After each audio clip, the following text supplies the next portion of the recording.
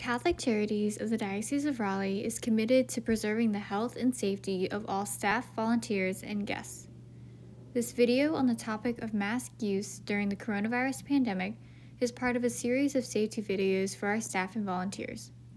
Our hope is that this content will help keep you safe while you continue the essential work of serving our neighbors in need.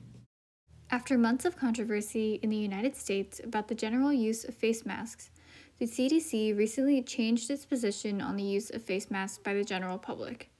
Citing a growing body of evidence that asymptomatic and pre-symptomatic transmission of COVID-19 is causing a significant number of new infections, the CDC now recommends that members of the general public wear a cloth face mask when they are in public places that make social distancing difficult. The CDC specifically cites grocery stores and pharmacies because these inside locations place multiple people in close proximity to one another, but any inside location with limited airflow and more than one person creates risk for the unprotected individual. These new CDC recommendations bring the United States in line with governmental recommendations made by countries across Asia and Europe that have been attributed with reduced COVID transmission. One of the reasons that the CDC delayed its recommendation about mask use for the general public is because of concerns that the American public would misunderstand the role that masks play in reducing transmission of COVID-19.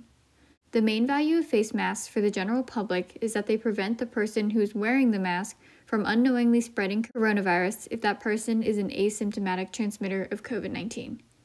Since widespread testing is still not available, it's impossible to tell who may or may not have COVID-19 unless the person is exhibiting symptoms. But if 20 to 40% of people who have COVID show no symptoms, one of our best weapons to mitigate the spread is to find effective ways to contain these asymptomatic spreaders. Unfortunately, the mask is much more successful at limiting the impact of asymptomatic spread by the spreader than it is at protecting the wearer from acquiring COVID-19 from another person. If a person wearing a mask came in close contact with a person who is not wearing a mask, and the person who is not wearing a mask had COVID-19, the person wearing the mask would still have a significant chance of being infected by that COVID-positive individual. There are three primary reasons why cloth masks are associated with such high infection rate. First, most homemade cloth masks are poorly made. They are often constructed with materials that provide limited filtration, and repeated washing of masks, which is necessary, tends to further degrade the effectiveness of the filtration material. The second reason is that people tend to use masks incorrectly. Mask wearers are notorious for pulling their mask down to uncover their nose or mouth. This move helps them gain temporary relief from the discomfort of wearing a mask, but it significantly increases that person's risk of being infected. Likewise, the mask itself does not prevent a person from touching their face with their hands. In fact, it causes people to touch their face more frequently. This frequently leads to infection. Lastly, masks often give the wearer a false sense of comfort.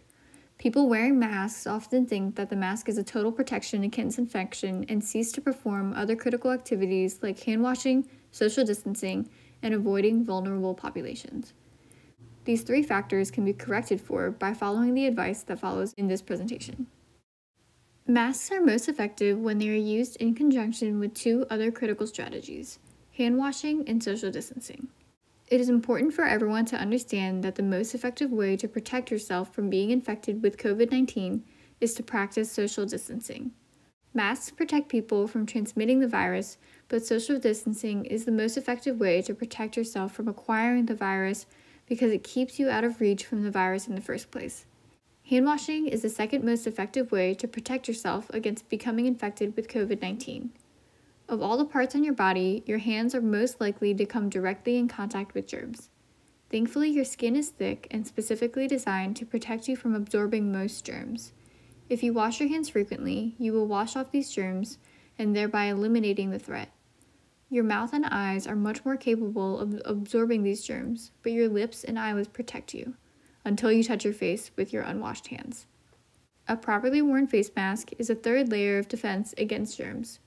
A well-made and properly worn mask will help limit the possibility that an uninfected wearer will get COVID-19, but it will do so most effectively when the first two strategies are practiced in conjunction with the mask. To be an effective part of an overall strategy, the mask itself needs to be built for effectiveness and used effectively. This requires alignment in three key areas. First, the mask should be well constructed. This means using effective materials in multiple layers and with a mask design that enables the wearer to create a snug fit onto the wearer's face. Next, the mask must be well maintained. This means washing the mask in your washing machine after each use. After being worn, masks should be considered contaminated. As such, masks should not be worn multiple times between washes. Since washing and drying clothing often wears them out, the mask also must be continuously reassessed to make sure that it is still effective. This is very difficult to do because microscopic degradations that are invisible to the naked eye will put you at risk well before the material is visibly worn. The best way to protect against this is to start with high-quality materials. Carefully observe pre- and post-wash condition of the mask, and discard masks that have been frequently worn and washed. There is currently no research to provide guidance on exactly how long a mask will last, but some experts suggest that a homemade cloth mask that is worn and washed daily should be replaced every 30 days or after 30 washes.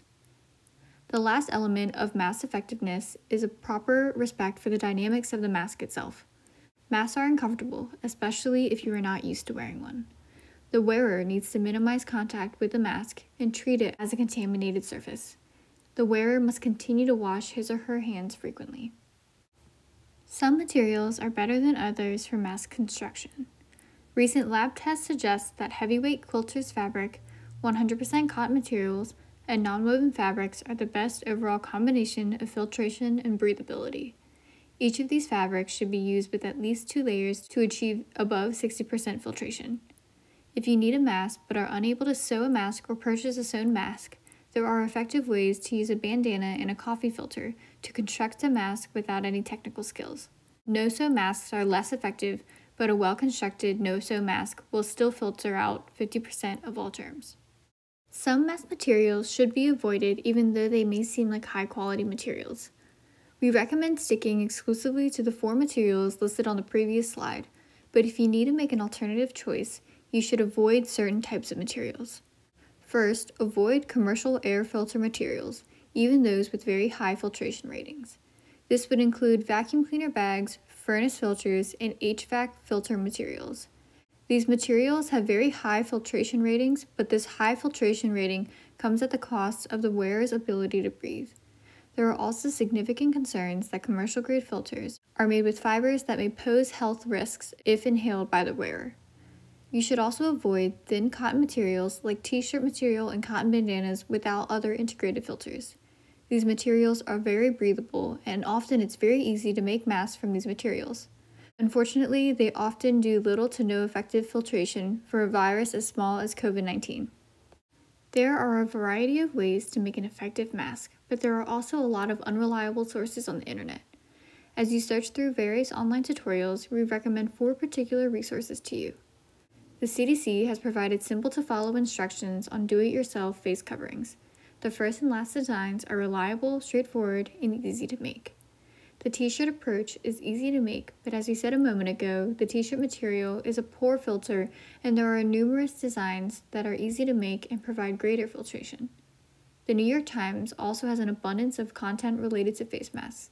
The Times covers the best materials to use and easy-to-follow mask creation tutorials.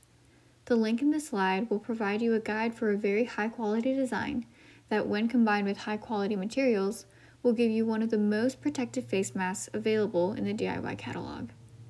The Huffington Post also has an index of easy-to-follow and effective DIY masks. The tutorial link included here focused on no-sew approaches to masks. Tutorial 3 is one of the best overall approaches to no-sew masks. Johns Hopkins also has a fully sewn mask guide that will help you produce an excellent mask. Many have cited this particular tutorial as one that is easy to follow for people with limited sewing skills.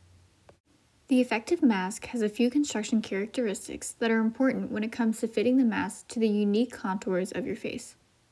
You know that your mask fits effectively when it fits snugly to your face, especially around the bridge of your nose and the sides of your face. To ensure that the mask does not ride up while you are wearing it, the best mask will give you enough extra fabric that you can fold the bottom of the mask down so that it fits comfortably under your chin without having excessive fabric.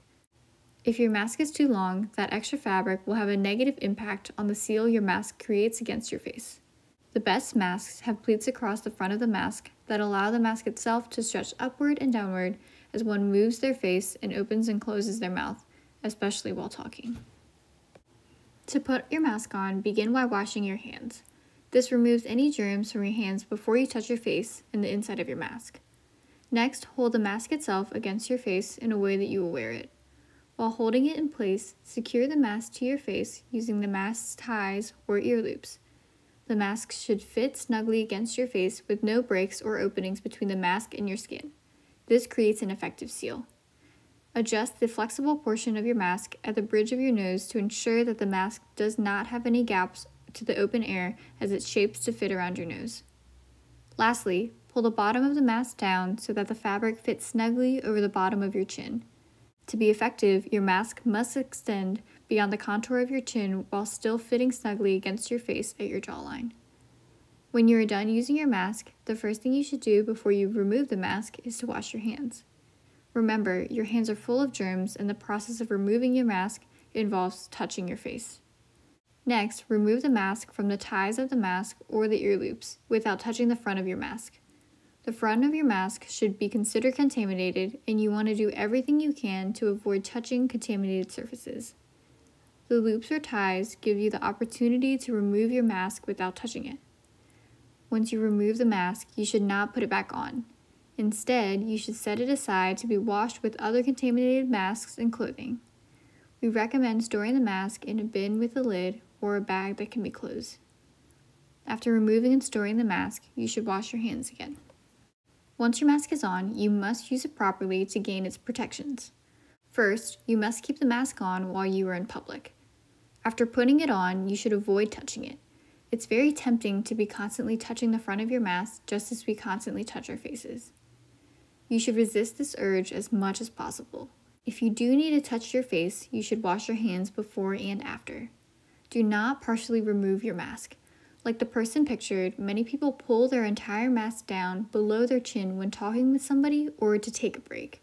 However, pulling your mask down in the way shown here is always wrong and serves to enhance your risk of both being infected and infecting others.